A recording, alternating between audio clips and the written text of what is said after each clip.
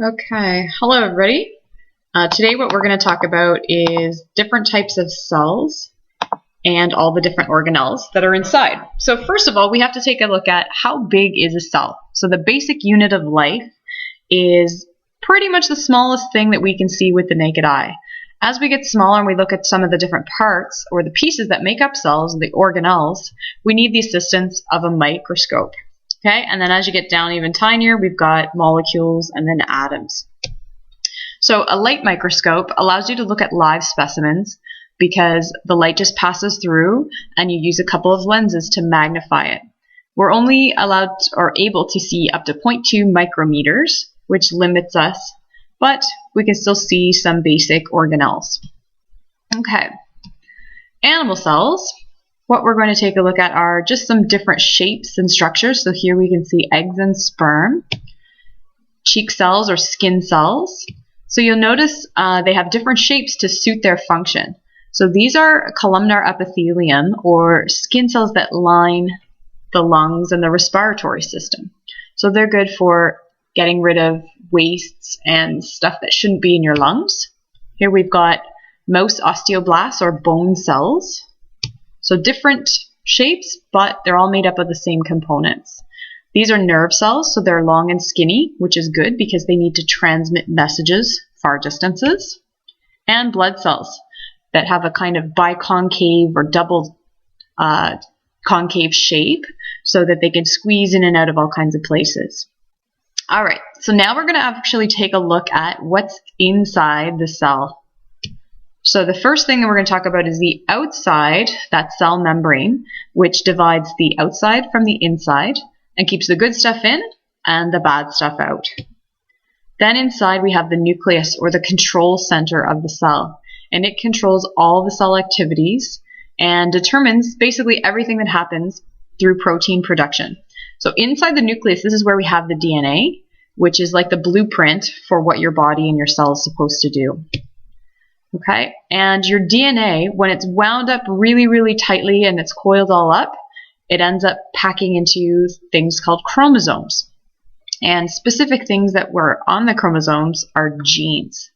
Okay, and in humans, we've got 23 pairs. Okay, so chromosomes are protein and DNA just wound up all together.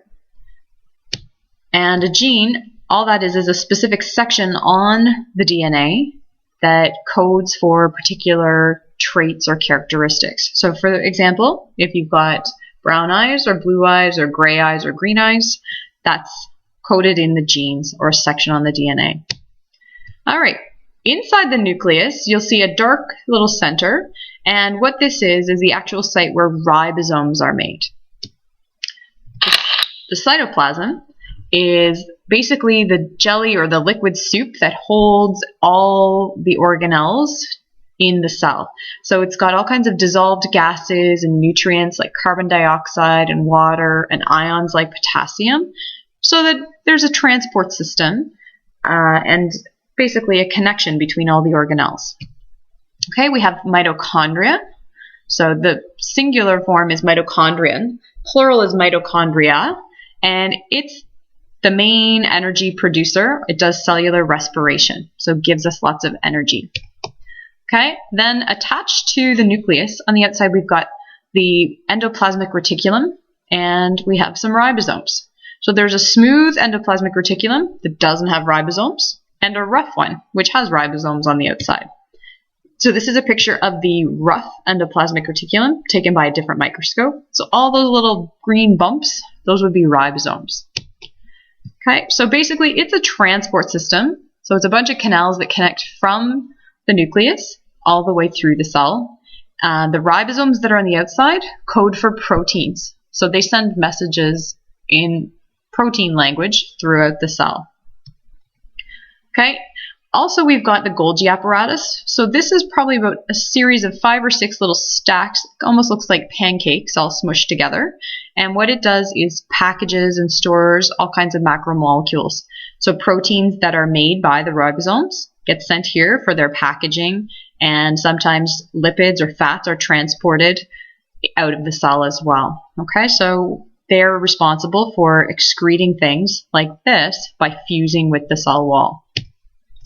All right, next we have centrioles. These are only found in animal cells, and they play a role in cell division. So they help to divide the DNA, or the genetic material, when the cell has to divide. Lysosomes are also only found in animal cells, and these guys are called suicide sacs because they contain all kinds of little enzymes that are used usually to digest bacteria and food and foreign invaders that you can recycle and use again in the cell if it's needed. Okay? Once the cell gets really old, these are the ones that actually destruct or cause the cell to self-destruct.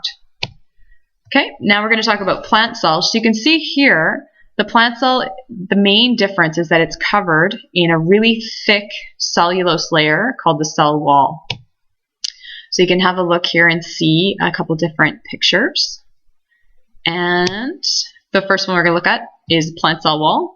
So it's only found in plant cells, and what it does is it protects and supports the cell and provides rigidity so that the plants can stand upright and face towards the sun.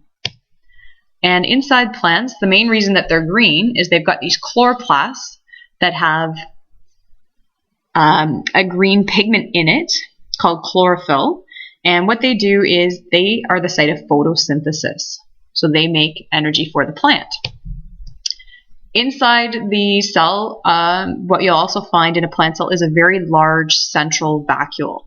Usually it's filled with water when a plant is nice and rigid and crispy if you think of vegetables. And what it does is helps to put pressure on the cell wall to maintain stiffness. Animal cells also have vacuoles, but they're much smaller and they're helpful for digesting and getting rid of waste. Okay, that's it. Enjoy.